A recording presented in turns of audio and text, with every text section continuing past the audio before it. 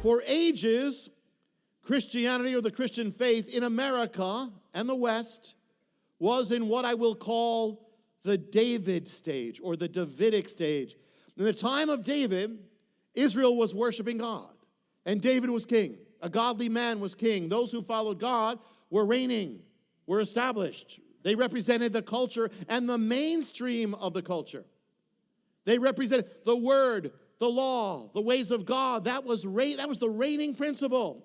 Now, not that everybody was perfect. People broke it. People were sinners, of course, but that was the reigning principle, and everybody recognized it.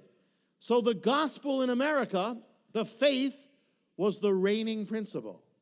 The gospel represented the mainstream of culture, the ruling dynamic. Of course, sin always abounded, just as there was sin in the days of David, but there was a consensus that the culture was founded on a Judeo-Christian foundation. It was the reigning element, the ruling principle. And even when people were ungodly and living ungodly lives, they recognized that was the reigning principle, that God was still above it all, and what they were doing was wrong in some way, or they were rebelling against it, but they knew that was the reigning principle. The Supreme Court could actually, I believe just a little before the 20th century, could actually declare in its ruling that America was a Christian nation, Supreme Court. It was recognized that the culture was under God, under David, under God, under the reigning principle, under God. In the time of David, the godly reigned, but time passed. And when you get to the days of King Ahab, there arose kings who knew not God. It was a whole nother story. In this Israel, godliness does not reign. Ungodliness reigns. The ways of God are not seen as supreme anymore. They are seen as to be stamped out. The king was ungodly. The queen was ungodly in the days of Elijah. Those who sat around the throne were ungodly. Those lifted up to power, the priests of Baal, were ungodly. They were anti-Bible. The word of God was contraband. The ways of immorality became the reigning principle. So in that time in culture, you could not have somebody like David. You could not have a King David because there was no room for it. There was no room for it at the pinnacle of the kingdom because the kingdom was evil. The righteous were now not represented by people like David, kings, people of the establishment. They were now represented by Elijah, the prophets of God, people like Elijah, who were not on the throne, they were prophets. So now we are witnessing in America that has moved away from the David or Davidic stage to a new stage. In this America, it is not just that there's sin, but sin reigns. There's nothing above sin.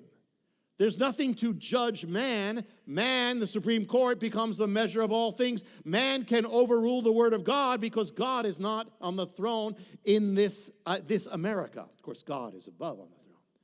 The ways of God in this America are not seen as supreme, but as something that at best is tolerated, but really should be stamped out. We're moving to that stage. Those in power have been increasingly divorced from the faith. Those who are against God or those who before would not be are being more lifted to power. I'm not talking about simply something like the presidency, but I'm talking about government itself, culture itself. The word and ways of God are increasingly contraband.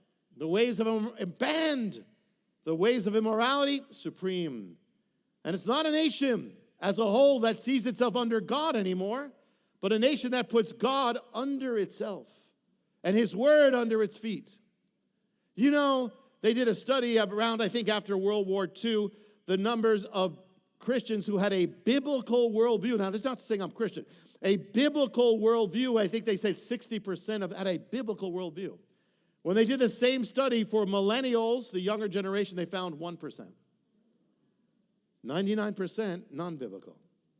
What does that mean? And that includes a lot of evangelical kids. In the days of Ahab, the one representing God's people couldn't be like a King David, couldn't be an establishment person. It had to be someone like Elijah. God was represented then not by the kings, but by the Elijahs. So if America has moved away from a time when godliness was at least recognized supreme, the faith, the gospel, the biblical foundation, the witness, the people of God, If that has happened, then we, as the people of God, must also recognize that and move from a David stage to an Elijah stage.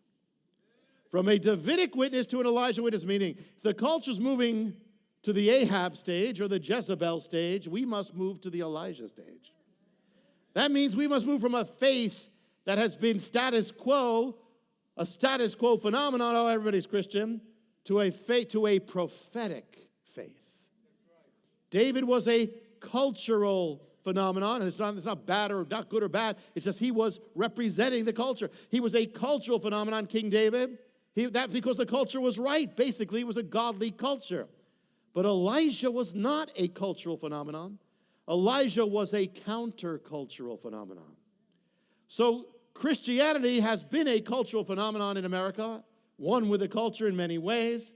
Now it is increasingly being put and must act from. It is not. It is now a countercultural phenomenon.